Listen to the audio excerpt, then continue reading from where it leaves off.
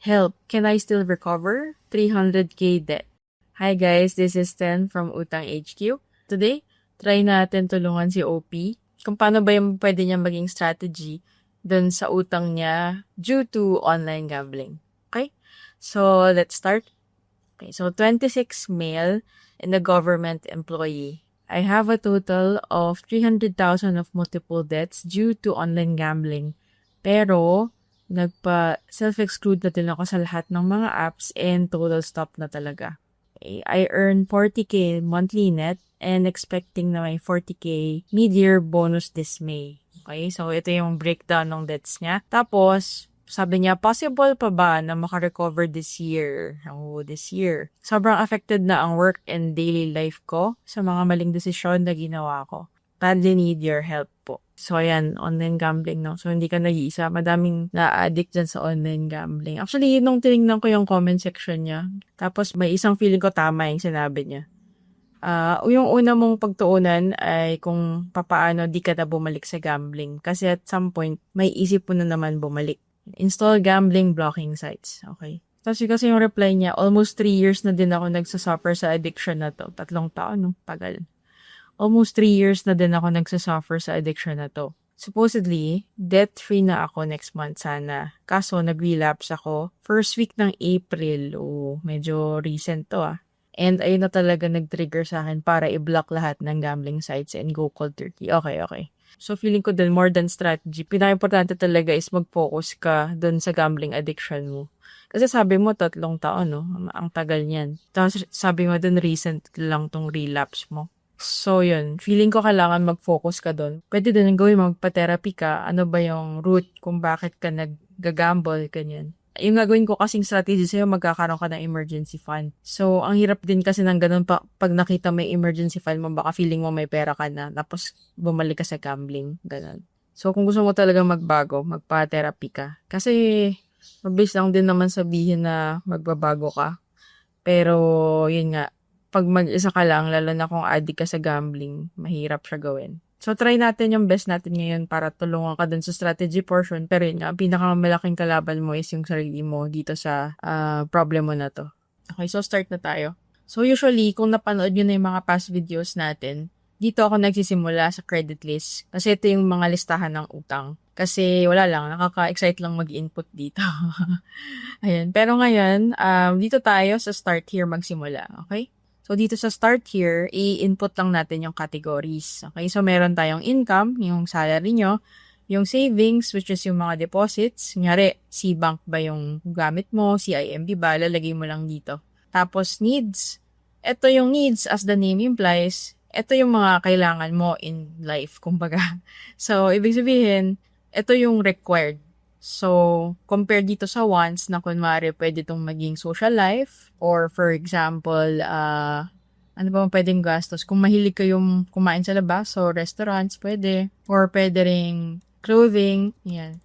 So, alam mo yun, pwede kayong mabuhay kahit wala yung mga yan. Pero dito sa needs, pwedeng kunwari food, transpo, bills, yan, yung mga ganyan. So, yung mga kailangan mo talagang bayaran. Okay? So, actually, tinanong ko si OP nung regarding this one. Ang ano lang niya, categories lang niya, itong bills, tapos itong transpo, tapos food.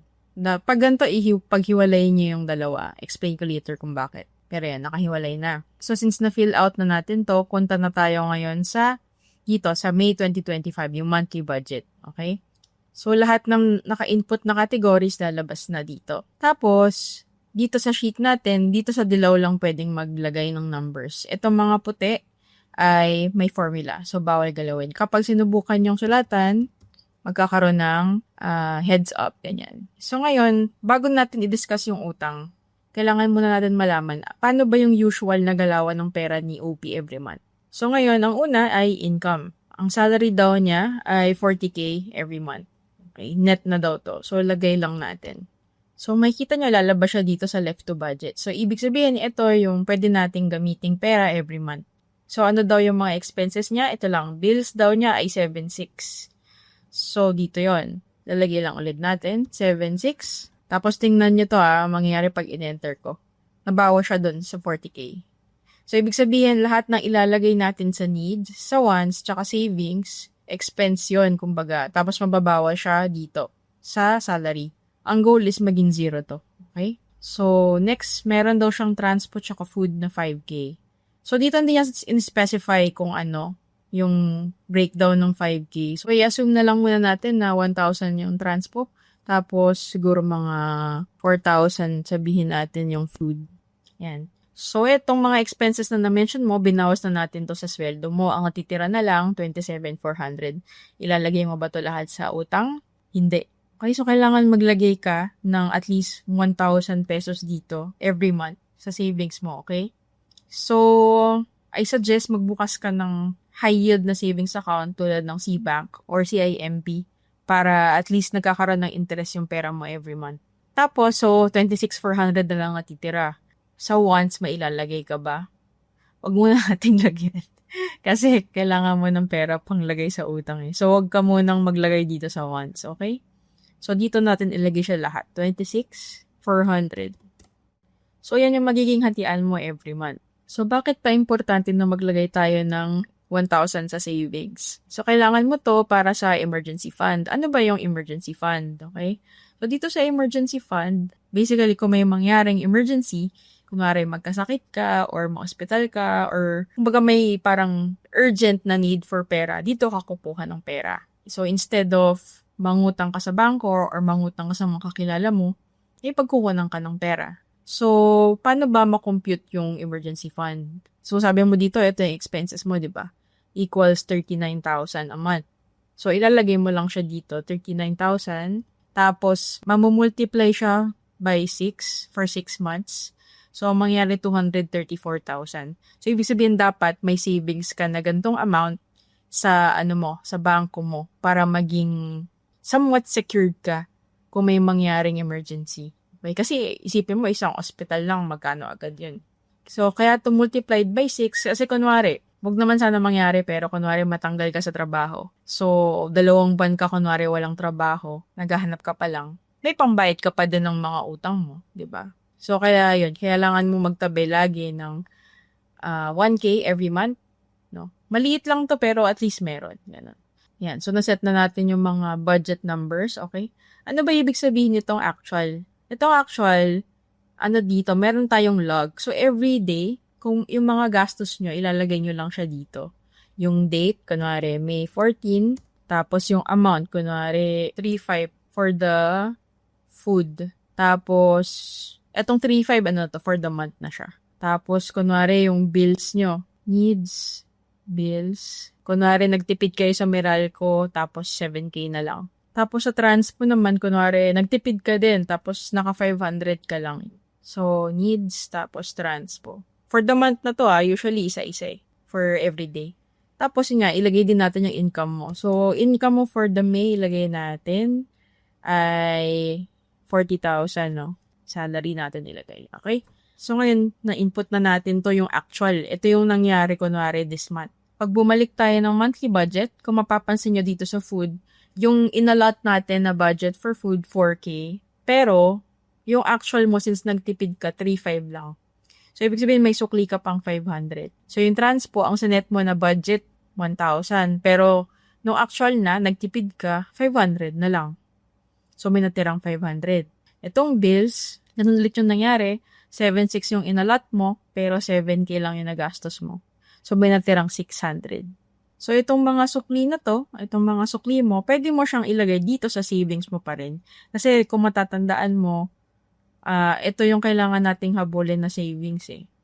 So, pwede mo either ilagay sa savings mo or pwede mo rin pang bayad more sa utang mo. Okay? So, next na gagawin natin ay yung credit list. Okay? Ito yung listahan ng mga utang. So, tinanong ko siya nung mga updated niya na amount ng debts niya. So, ito yung sinabi niya. Ito yung sinend niya. Nilipat ko lang siya dito para mabilis ma-copy-paste. So, basically, copy. Tapos, paste natin dito. Ayan. So, basically dito, sinabi niya yung mga lenders. Nandito yon. Tapos, yung amounts. Ito yan. Total amounts to. So, ang pinaka-total ng lahat ng utang ay 369,000. Tapos, ngayon, yung mga minimums niya, yung mga monthly payments, nilista din niya. Tapos, umabot ng 55,800 din naman. Pero actually, itong sa parents pala tsaka jowa, sa girlfriend niya, itong gawin natin muna sa parents. Since parents naman yan, 500 na lang natin yung minimum payment. Itong girlfriend, hindi naman siya asawa. So, kaya taasan natin yung 1,000. Okay, kasi mali mo meron siyang plano dun sa pera niya. Kaya naman maging dahilan pa tong 9,000 na utang mo sa kanya para mag-break kayo, di ba? So, unahin natin yan. Itong sa monthly interest rate, kailangan din natin yan ilagay. May kita nyo siya dun sa mga statement of account nyo every month. Nandito siya sa taas. Okay? So, gayahin nyo lang siya dito. So, yung iba, hindi niya na-mention. Sinat GDP ko na muna. So, lipat na lang natin. Union Bank 3% daw. CIMB personal loan, yung pinakamataas na lang yung ilagay natin, 1.75%. S-loan, usually napansin ko pag mga online loan apps nakapaloob na yung interest doon sa sa mga monthly. So, wag mo natin tatagyan. Tapos yung East West, 3% daw. Ito, COP nagbigay nito. Tapos yung C-Bank, 2% daw. Maya daw is 3.99. COP nagbigay nito sa Revi Credit 2.5. Tapos parents jowa walang interest. Okay. So, since na-input na natin yung lahat ng listahan ng utang niya, pag bumalik tayo sa monthly budget, nandito na yung actual. So, kung mapapansin niyo dito ngayon, nakikita natin agad yung problema. Kasi nga, yung budget niya sa utang every month, 26,400 lang. Pero yung actual na kailangan niyang bayaran, 57K. Okay? So, doon nagkakaroon ng problema. So, basically, kulang ka ng negative 30K every month para magbayad ng mga minimums mo monthly. Okay? So, yan. 26,400 yung budget. Punta tayo ngayon sa game plan. Ilagay lang natin siya dito. 26,400. So, again, ibig sabihin nito, ito yung budget mo every month pambayad ng utang. Hatakin lang natin siya. Tapos, since di ba dito sa credit list, sinulat na natin lahat ng utang. Automatic na tong sheet na ililista lahat ng pinakamaliit na utang mo, which is yung sa parents mo, hanggang dun sa pinakamalaki, which is yung sa East West mo. Ito, 166K. Tapos, paano ba nag-work tong part na to? So, ito yung pangalan ng card. Tapos, ito yung minimum payments mo every month. So, kunwari, May, magbabayad ka ng 7,000, ang magiging balance mo, ito. Kung June, magbabayad ka ng 7K, ang balance mo ito. Kasi ito yung interest, nakapaloob na siya dito. Okay? So, automatic na siya magko-compute hanggang sa dulo. So, ibig sabihin, kung puro minimum yung ibabayad mo, so by November 2028, yung last payment mo, 322, tapos 0 ka na. Yun ay if every month minimum lang ibabayad mo. Tapos dito naman sa adjustments, dito mo ilalagay kapag may penalties or like may kailangan kang gastusin. So, example, hindi mo nabayaran yung sa May. Meron kunwari na penalty na 850. So, mapupunta lang siya dun sa balance. Or for example, wala ka pang emergency fund. Hindi ka pa nakaipon pero may na-hospital, kailangan ng pera. Kung kailangan gumastos ng 5,000, dito ka kumuha sa East West. Yan. Ilagay mo siya sa adjustment. Mapupunta siya sa balance. So again, dito yung budget mo for the month, 26,400. Pero yung minimums mo, ito, yung minimum payments mo, pag tinotal mo yan, ito yun, kapag tinotal mo to lahat, 'di ba? 57,300. So ito yun, 57,300. So itong left to budget, dito lang tayo titingin. So ibig sabihin, negative 30K ka. So kailangan nating magbawas or like mag-partial payments lang dun sa ibang cards ng worth negative 30K. So, sa part na to, gusto ko lang muna mag-disclaimer na itong Google Sheet natin, tool lang siya. Madaming strategies yung pwede. Like, kung ano yung dadagdagan mo, alin yung babawasan mo ng payment. Tutulungan ka lang ng sheet na to para makita mo kung paano yung adjustments na gagawin mo. So, yung gagawin natin ngayon, hindi necessarily best method siya. So, ito lang yung parang, this makes sense, kumbaga, to me at this time. So, kaya yun, kailangan nyo pa rin mag-research para ma-adapt tong tool kung ano ba yung best para sa situation nyo. Okay? So, with that, let's start magdagdag bawas. So, again, kailangan natin magbawas ng at least 30K dun sa mga minimums mo. So, kailangan maging 0 or positive to. So, nakikita natin dito, negative 30K yung nandito, no? So, ibig sabihin, yung pera mo, kulang ka ng negative 30K pambayad sa utang. So, kailangan mong magbawas dito, gawin mong partial payments lang to, or magkaroon ka ng more pera. Okay, the good thing is, ang sabi mo, this May, magkakaroon ka ng bonus na 38,000. So, dito, ang usual budget mo na 26 plus 38,000 na bonus. So, 64K yung pera mo for May. At sabi mo rin, December, di ba, meron ka din. So, i-input lang natin yun na every May, tapos every December, meron kang bonus. So, December, tapos May, meron uli. December, meron uli. May, meron uli. December, meron uli. Ayan. So, ganito yung magiging itsura. So, nakita natin yung negative 30K, dahil may bonus ka, tumaas yung budget mo pambayad ng utang. Meron kang positive 7K. Ibig sabihin yan, meron kang extra 7K para i-allot pambayad ng utang. Okay? So, punta tayo sa pinakamababang card. So, ito, deadma muna. Yung parents at jowa. So, ang pinakamababang card is itong sa Maya na 15,000. So, since may interest siya, kahit na magbayad ka ng 15,500, may matitira pa ding balance. So, ang gagawin mo lang, itong left to budget, pwede mo siyang idagdag dito. Para ang mangyayari, 15,500 plus itong 618 para maging zero siya. So, para mas mabilis ang ginagawa ko na lang, dinidelete ko muna to para makita ko yung balance na kasama yung interest. Tapos, kukopihin ko lang tong balance para maging zero. So, 16,118.45 para maging zero siya. Okay? So, ibig sabihin, sa May, bayad mo na tong Maya. Okay? So, close na natin to. I-hide ko na muna since tapos na siya. So, kahit na tapos na natin bayaran yung Maya, meron ka pa ding sukle. No? May 6,400 ka pa din dun sa budget mo.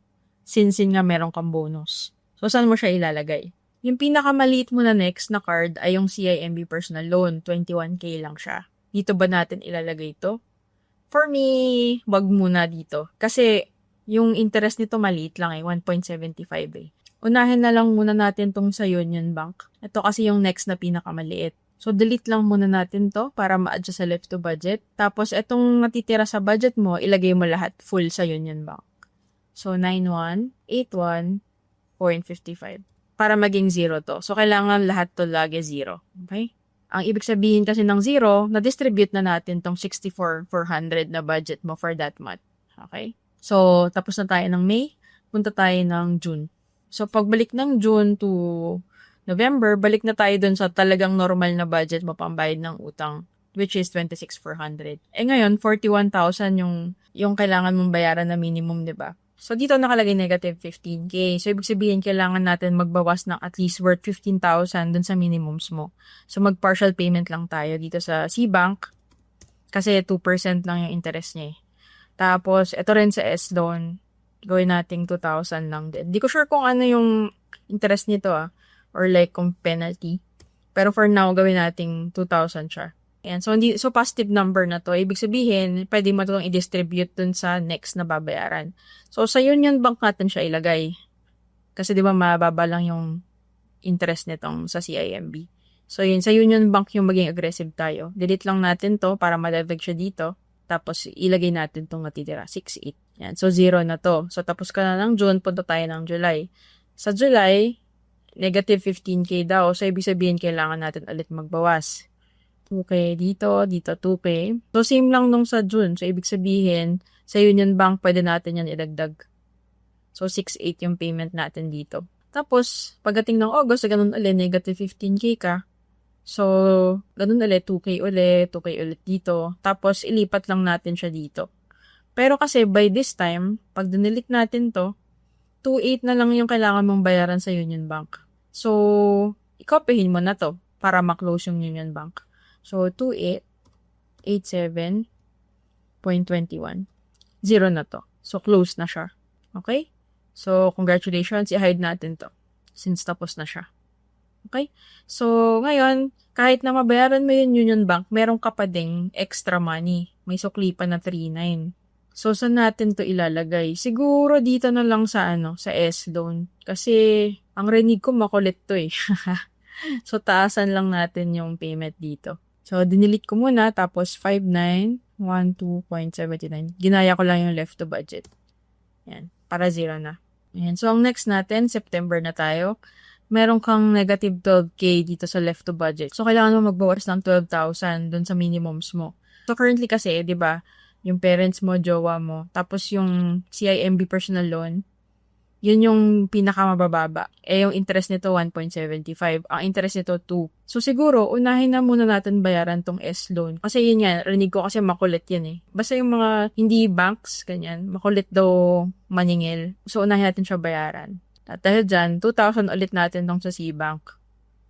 Kailangan mo pa rin magbawas ng 4K. So, saan natin itong kunin? Ay, go for it, 2,000 mo na lang tong both Revi at saka itong East-West. I-partial payment mo na yan para may extra 2.8 ka. Kaso, gusto ko na kasing matapos tong sa S-loan. Kasi kapag, nyari, pag mo, delete natin tong planned payment mo. 15,800 kulang ka pa ng pera dito. Yan o. Ito yun o. 2.8 yung natitira mo. Yung balance mo, 3K pa. So, magbawas pa tayo. Dito na lang tayo bumawas sa CIMB personal loan. Gawin nating 2,000 to. So, medyo madami kang gagawing partial payment dun sa buwan na yun. Pero, ang magiging positive niya, tapos mo na tong S-loan. Delete mo muna to. Tapos, kopyahin mo to. 16,087.21. So, tapos mo na yung S-loan by September. Tapos, may sukli ka pa ng 812. So, hide muna natin to since tapos na siya. So, itong 812, sa natin siya ilalagay. Dito na lang natin ilagay sa sa East-West. So, instead of 2,000, di ba yung kanina, yung pilag natin 2,000, gawin natin 2,800 na. 2,812.79. Okay. So, 0 na to. Okay, so, yun yung sa September. The good thing is, by October, since nawala na yung S-loan mo, medyo maluwag ka na. Hindi ka na negative number. Ibig sabihin, kaya mong bayaran lahat ng minimum mo. Yung sa parents mo, 500, JOA, 1,000, CIMB, 3,1, C-Bank, 10,500, Revi Credit, 4K, tapos East-West, 7K. Kaya mo nang bayaran yung minimums. Okay? So, good job. So, ang gawin natin, saan natin tong lalagay? 300. So, ito, depende na to sa'yo kung anong gusto mong unahin. Pwede mo siyang ilagay dito sa East-West kasi yun yung pinakamalaking balance mo. Or pwede rin sa pinakamaliit dito sa CIMB personal loan. Personally, ako ilalagay ko na lang muna siya dito sa CIMB personal loan. Since patapos na rin naman siya, pati ito patapos na rin yung C-Bank. So, it doesn't matter, I think. No? So, delete mo muna. 3-4. Kopyahin lang natin. Tapos yun, 0 ka na for October. November na tayo. Meron kang 6-3 na pwedeng i-distribute. So, pagdating dito, delete mo lang tong sa CIMB. 4,700 yung kailangan mong bayaran. Copy mo lang, 4,772.10. So, tapos mo na bayaran tong CIMB. At the same time, yung C-Bank mo, tapos mo na rin bayaran. Kasi 4,400 na lang natitira eh. So, parehas mo nang close tong CIMB tsaka C-Bank by November. Okay? So, hide na natin to since tapos na. Ayan, congratulations, kumukonti na. Ayan, dalawang cards na lang. Okay? So, next ay, kahit nabayaran mo yung dalawa, kahit i-close mo yun, may sukli ka pa na 4,600. So, gawin mo lang, ilipat mo lang siya dito sa next, which is Revi Credit. Dito natin ilagay. Delete mo na. Tapos yung total, kopyahin. 8,629.58. So, December, meron kang bonus. Kaya naging 64 to. Instead of 26, di ba? So, may budget ka na 51 para i-distribute. So, congratulations kapag delete mo to. Yung total nitong Revi Credit is 37K. So, pwede mo na siyang kopyahin para ma-close. 37,680.73. Yan. So, 0 mo na itong Revi Credit by December. Okay, so congratulations. Tapos mo na siya. Yes. So, isa na lang. Hide natin to. So, may sukli ka pa actually na 18,000. So, gawin mo, ilagay mo lang siya dito sa East-West. Delete mo. Tapos, kopyahin mo lang. 25,281.27. Yan, okay? So, na-distribute na natin. So, next naman, January na tayo, no? Yan, bagong taon na. Meron ka pang 17,900 para i-distribute since ang dami mo nang na-close na cards, kaya may budget, may extra budget ka. Okay, so, ang gawin natin, yung sa parents mo, pwede mo na tong tapusin. Delete lang natin to, tapos 1,000 dito. So, 0 na tong sa parents mo, nabayaran mo na sila fully. Etong kay girlfriend, nabayaran mo na rin siya by that time. So, congratulations. Yan, dalawa na. So, ang mangyari, itong East-West Bank na lang talaga yung yung utang mo. So, congratulations. So, ilalagay mo ba to lahat dito? For me, wag mo munang gawin yun. Ang gawin mo na lang for this one, itong 26K na usual budget mo for utang, bawasan mo. Kasi kung babalik tayo dito, di ba May to? Gawin natin January. Duplicate lang natin. Tapos rename natin to January. Okay, tapos January. Ito magiging January 1. Tapos ito din, January. Okay, so kapag nabayaran mo na lahat ng cards mo except dun sa East-West, hindi mo na kailangan tong malaking budget for utang, di ba? Okay? So, ang gawin muna natin, i-delete lang muna natin to. Yan. Tapos, ito, yung left to budget mo, 26K. Pag delete muna natin tong savings, yan, 27K. So, ito yung pwede mong paglaruan. Makikita mo dito sa kanan, ito yung recommended amount na ilagay sa mga categories, no? Sa needs, 50% yung ideal, which is 20,000. Currently, nasa 12K na to. Tapos, itong wants mo, yung mga fun stuff, 30% pwede mo gamitin for fun, which is 12,000. Okay? Tapos, yung savings mo, 20% yung ideal ilagay, which is 8,000 pesos. So, yun muna yung gamitin natin for this one, 8,000. Okay? So, remember, di ba yung budget natin, may 1,000 ka na ilalagay every month. So, by January, 1K to 1K. Puro 1K may savings ka. So, ibig sabihin, 8 buwan, dapat by then, meron ka ng 8,000 sa savings mo. Okay? Tapos yun nga, by January, ang budget mo na for savings, yung itatabi mo sa C-Bank account mo or sa CIMB account mo or whatever high yield savings account mo na pinili, itatabi mo 8,000 na. Okay? So ito, since 19,000 pa to, pwede mong lagyan yung wants mo. Pero sabihin natin, lagyan natin 1,000 lang. Huwag mo munang gayahin yung itong ideal. Kasi meron ka pang may utang ka pa sa East-West So medyo, alam mo yun, alanganin pa. Pero pwede ka na mag-fund ng at least 4,000 pesos na, quote-unquote, fun stuff, ganyan. Para din ma-celebrate mo yung win mo kasi ang dami mong cards yung na-close na eh. So, lagyan natin 1,000 dyan. Tapos yung sa utang, i-full utang ulit natin to. 18,400. Okay? So, 0 na yung left to budget natin. So, ganun ulit. Since, di ba, ang mangyari kasi everyday ka maglalag ng transactions mo, di ba? Para matrack mo kung ano yung gastos mo. Tapos, kung may sukli ka dito, sa actual, ilalagay mo siya sa savings mo. So, ganun ulit. Hanggang sa January na, magtatrack ka pa din. So, sabihin natin January na. January 1, 2026. Puro January na. Para mag-show up siya dito. Yan. Ito na yung actual mo. So, ganun ulit, nagtitipid ka every month. So, ang budget mo for food, 4K, pero 3,500 lang yung actual mo. May natira kang 500. So, ilagay mo lang yung mga sukle dito sa savings account. Okay? Ito yung actual kasi ito left to spend. Yung 20K hindi pa kasi natin nalalagay dito sa utang. Dito sa sheet na to. Kaya 9K lang to. So, again, yung budget na lang natin for utang, dinawasan natin naging 18,400 na lang. So, lagay lang natin siya dito, 18,400. Okay? So, hatakin lang natin. So, every month from January, puro 18,400 yung budget natin pambayad ng utang. So, ganun nila, delete lang natin para madagdag siya sa left to budget. Tapos, gayahin natin, 16,400. So, again, ganun nila, delete lang. Madadagdag siya dito. Tapos, gayahin natin, 18,400. Okay? So, since ito, pare-parehas na siya no? Yan. So, hatakin lang natin to hanggang August. Pare-parehas na ganun yung gagawin mong payment. Tapos, dito sa dulo kasi, 9,000 na lang, no? So, delete lang natin to. Tapos, gayahin lang natin, 9,000.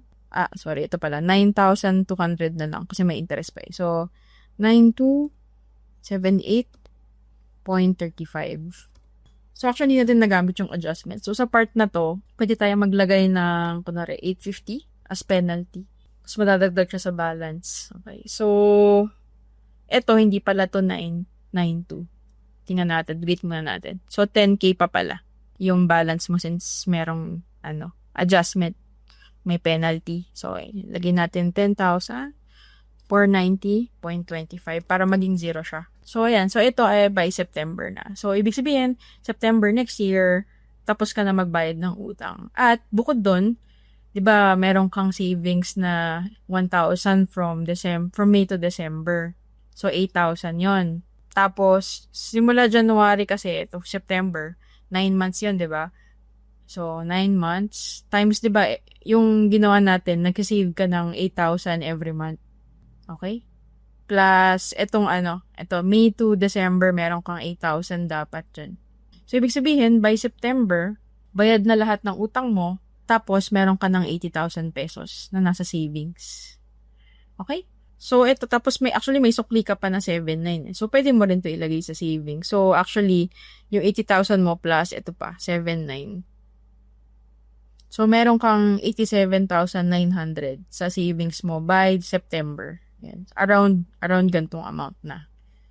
Ayan. Okay, so, pero tandaan mo yung emergency fund na kailangan mong ipunin, 234K. So, malayo-layo pa. Okay? So, ang gagawin mo niyan, sabihin natin, gawin natin. Sige, sige, i-plot natin. So, sabihin natin October para malinis. Duplicate lang natin to uli. Palitan na natin yung dates. So, October 1, 2026 to October 31, 2026. Yan. So, etong time na to, zero na yung zero na tong budget mo for utang kasi wala ka ng utang. So, ibig sabihin may 18,000 ka pa na pwede i-save every month. No? Ang laki na. So, ngayon, pwede ka na maglagay kahit papano sa wants mo. So, sabihin nating social life. So, kunwari magde-date kayo, ni girlfriend, sabihin nating 2,000. Tapos, siguro restaurants kung mag-food panda ka, ganyan. Or Grab, yan, 1,000. Tapos, siguro sa clothing, 2,000 natin. So, siguro mga 5K for once. Hindi ko muna siya bubuin na 12K. Yung ideal, 'di ba? Kasi kulang ka pa ng emergency fund eh. Ito, kailangan mo pang mag-save para maabot to. Okay, so yun yung next mong pag-iipunan. Since zero na tong budget mo, tapos, 'di ba, nabawas na nga tong once dito sa left to budget, ang gagawin mo, dito ka na, sa deposit mo na siya ilagay. So, 22,400. Okay? So, ibig sabihin, by October next year, pwede ka na mag-save ng 22,400 every month hanggang sa maabot mo tong emergency fund. So, yan parang ang mangyayari, ito, 87,900 na yung pera mo then by that time, di ba? Minus natin to ng emergency fund, 234,000, 146,000, okay? 146,100 divided by, pwede kang mag-save ng 22,400 every month, 400 every month, okay? So, 6 months. Sabi natin 7 months. So, ibig sabihin, ayan. So, by September, tapos na lahat ng utang mo. Tapos, diba 7 months daw. Yung sabi dito sa calculator. 7 months na 22,400 yung sinesave mo every month. 1, 2, 3, 4, 5, 6, 7. By April, ayan. By April, may emergency fund ka na. Wala ka ng utang, meron ka pang emergency fund na 234,000. Okay, so secured ka na. At lahat to ay mangyayari lang in 1 year. Ito ay kung hindi ka babalik ng gambling, by the way. Kasi kapag kunwari bumalik ka ng gambling, sira tong plan na to. Okay? So, yan. Ayan, so yun lang. Kaya nakatulong. So, compared sa ibang videos na ginawa ko ng breakdown, actually, maikli lang yun sa'yo kasi around a year and a half lang. Mga around ganun, tapos na yung utang mo. Tapos actually, 2 years, meron ka ng emergency fund. Parang mabilis na yun compared dun sa mga nauna kong videos, which is umaabot ng 3 or 4 years. So, hanggat maikli pa yung, listahan ng utang mo, I go for maging grateful ka na. Huwag ka na magbalik loob sa gambling. Kasi, kita mo, pag tinignan mo yung future mo, sobrang diba? Sobrang, ang laki ng potential mo. Lalo na pag ka na, isipin mo meron kang savings na gantong amount, 234,000. Diba ang laki? Yun lang. So, kung may questions kayo regarding the video, or kung meron kayong added suggestions or advice para kay OP, mag-comment lang kayo down below. So, yun lang. Thanks for watching. See you next video.